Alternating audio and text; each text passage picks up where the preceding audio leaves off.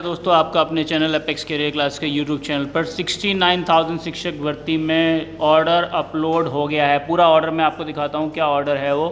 आपको वैसे तो मैं बता ही चुका हूँ कि भर्ती प्रक्रिया अब जारी रख सकती है सरकार, क्योंकि कोर्ट ने स्टे हटाकर अंतरिम राहत दी है सरकार को और अब जो है वो कोर्ट ऑर्डर आ गया है। वहीं क्या भर्ती प्रक्रिया सुचारू रूप से चालू हो पाएगी, इसके बारे में भी डिस्कस करेंगे।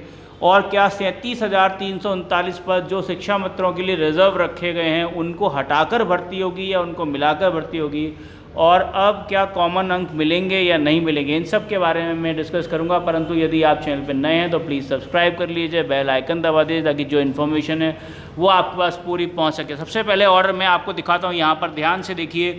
ये जो है ऑर्डर अपलोड हो गया है। अगर आप ध्यान से देखें यहाँ पर रिवर्स, यहाँ पे स्पेशल अपील नंबर ऊपर देख रहे होंगे आप 154 ऑफ 2020, और अपीलेंट जो है examination regulatory authority of Allahabad. ये मैं आपको दिखा रहा हूँ, यहाँ पर ये लिखा हुआ है, ये एग्जामिनेशन अथॉरिटी, ये regulatory authority Allahabad and others. और रेस्पोंडेंट कौन है? Rishabh Mishra and others, right. इसी में कनेक्टेड विद ये अगर मैं आपको दिखाऊँ पूरा, ये सेकेंड यहाँ पर देखें, यहाँ भी case number second special appeal अगर आप देख रहे होंगे, ये है special appeal number 157 of 2020। Applicant कौन है? Examination regulatory authority UP, Thursday secretary and others.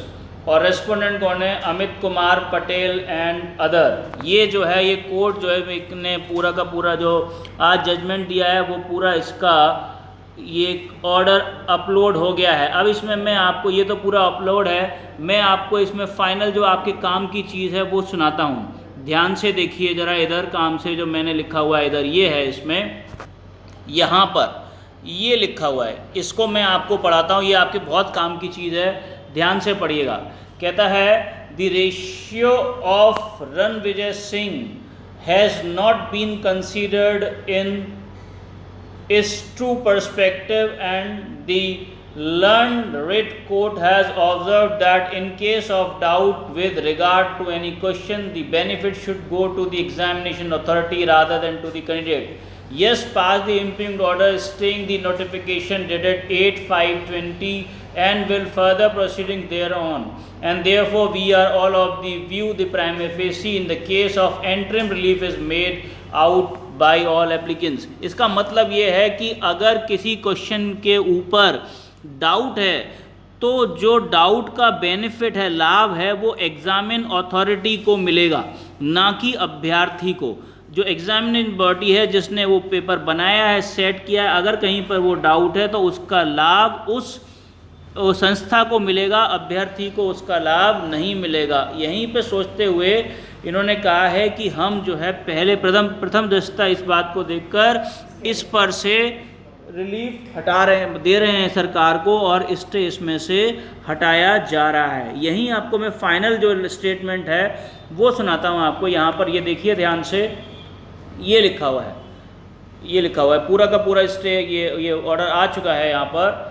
ये कहता है pending notice the operation and the effect of impugned order dated 3/6/20 pass in writ. मतलब 3 जून को जो ऑर्डर पास हुआ था उसको जो है विद इमीडिएट इफेक्ट हटा दिया गया है, ये इसका मतलब है। Rishabh Mishra and other versus state of UP and others and the other concern with petition shall remain state, जितना भी है, until further orders of the court. However, the Supreme Court is at the liberty to proceed further in terms of apex court's order dated 21/5 passed in special leave petition civil diary number this।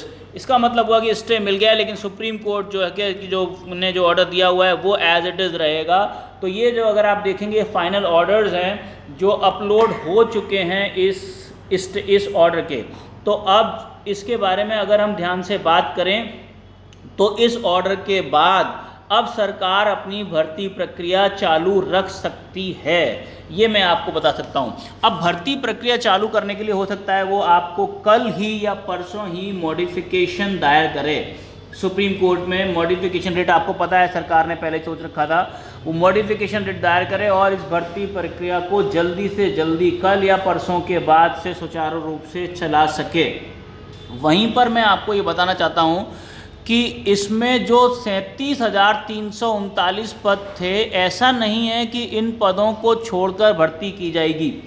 सरकार ने ये कहा है कि court ने ये कहा है कि 14 जुलाई तक 37,339 पद रिक्त रखने हैं। उसके बाद रखने हैं या नहीं रखने हैं, ऐसा कोई इन्फॉर्मेशन अभी तक नहीं है। और वैसे भी उसने ये कहा है कि शिक्षा मित्र जो है, जो सहायक अध्यापक के पद पर तैनात है, उनका पूरा डेटा मांगा है और ये भी मांगा है कि 40-45 में कितने विद्यार्थी शिक्षा मित्र जो है वो पास हो रहे हैं। अभी तक की इन्फॉर्मेशन के हिसाब से करीब 12-13 हज़ार हैं। ऐसा नहीं है कि पूरे के 37 हज़ार विद्यार्थी जो हैं वो पास हो रहे हैं।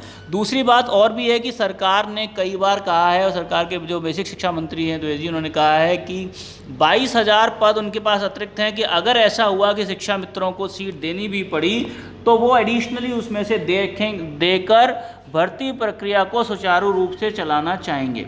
यहाँ पर एक बात बहुत महत्वपूर्ण है कि इस बात का अगला जो पड़ाव है वो 14 जुलाई है, जहाँ पर वो बहुत इम्पोर्टेंट जो ऑर्डर है वो आने वाला है। तो 14 जुलाई को जो प्रक्रिया उसका क्या हुआ है, अभी जो यूजीसी के पास क्वेश्चंस गए थे उनमें क्या चीज़ आया कि नहीं आया वो भी देखना पड़ेगा। अब बात करते हैं कॉमन नंबर की।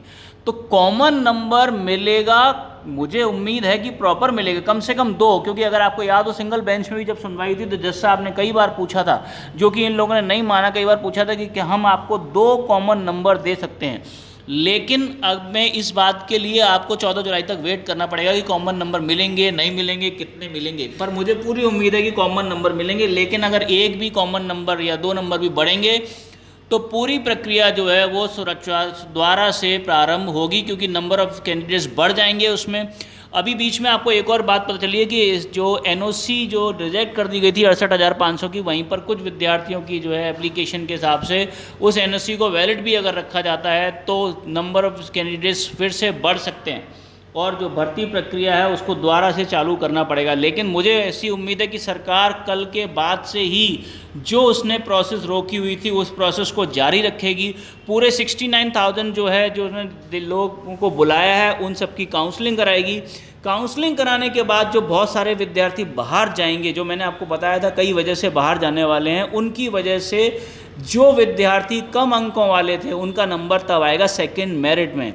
लेकिन अगर 14 जुलाई को कुछ और फैसला आता है तो पता नहीं भर्ती प्रक्रिया किस तरफ जाएगी। फिलहाल मैं ये उम्मीद करता हूँ कि सब कुछ ठीक ही होगा और आप सबको शुभकामनाएं देता हूँ। Thank you very much.